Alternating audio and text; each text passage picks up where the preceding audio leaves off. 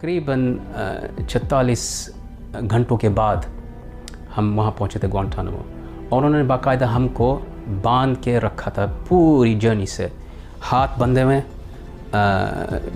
Chain के साथ, और चेन जो है वेस्ट के साथ लगी हुई है, फिर दूसरी चेन जंजीर वहाँ जा रही है कि टांगों पे लगी हुई है, फिर उसके बाद आँखों के ऊपर ब्लैक्ड गॉगल्स, और उसके अलावा एयर डिफेंडर्स, और मुंह के ऊपर एक मास्क। फिर उसके बाद बाकायदा वो होस पाइप के साथ उन्होंने वॉश मुझे किया, कपड़े उतार के, फिर स्पंज के साथ, एक लकड़ी के साथ उसे मुझे साफ़ किया है। फिर उसके बाद ये जो अभी पता बहुत फेमस हो चुका है, ये जो ऑरेंज जंप सूट्स, ऑरेंज जो रंग पहनाते थे प्रिजनर्स के ऊपर, मुझे पहनाया। फिर उसके बाद मुझे सॉलिटरी सेल में लेके गए थे।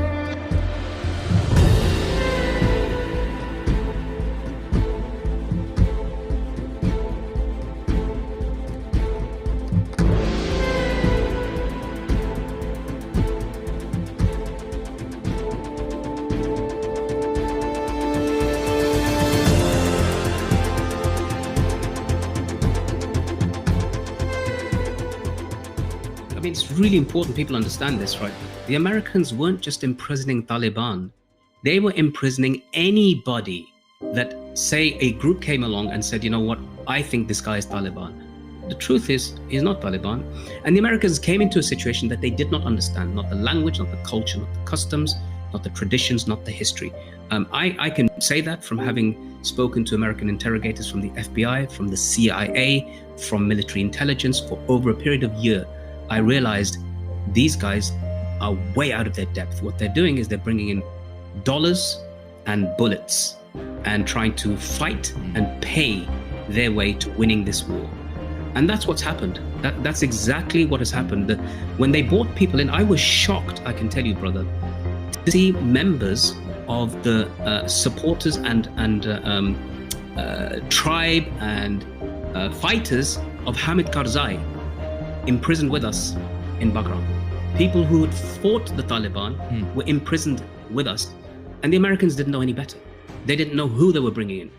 This is not something that that either side, and especially the side of the United States of America, wants anybody ever to see, because this is a term, they have this term called fraternization with the enemy, but it's not, because these soldiers are joining us in the voice to close down Guantanamo and to say that what had been done to us was wrong. That's what they're doing. That's why they're with us. And it was their humanity that wanted to see through. Some of these soldiers actually became Muslims. They took their shahada. They said, Ashhadu an la ilaha illallah wa anna Muhammadur Rasulullah, right there in Guantanamo. He's just a wonderful, amazing, sincere, deeply sincere brother, as are many of these soldiers who became Muslims. They've got this thing, this ikhlas about them that I've not seen in many people, and it's much of that to do with their experience. They were our, that the hadith of the Prophet al-mu'minu mira akhi, that a believer is the mirror of his brother. In a sense, the American soldiers, good or bad, they were our mirrors. They were looking at us, and we looked right back at them, and sometimes we could see them, we could see ourselves in their eyes. We were that close. And so they saw us at our best and at our worst.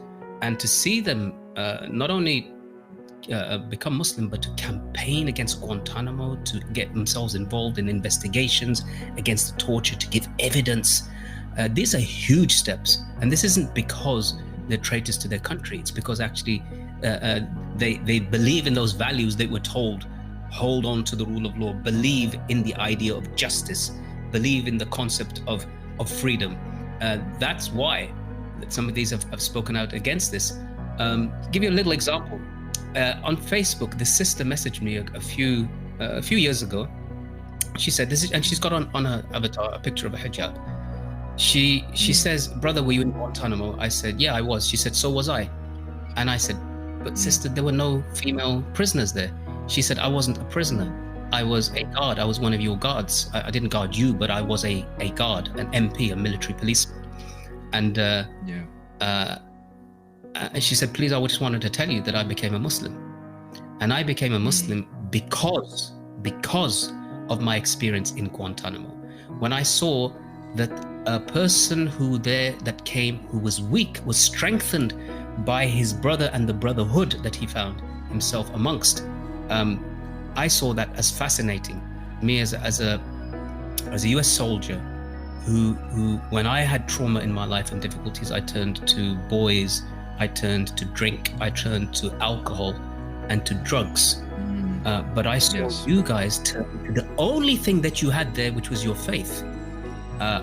That actually sowed the seed of love for Islam in my heart. And when I went back to America, I researched it myself and I took my Shahada.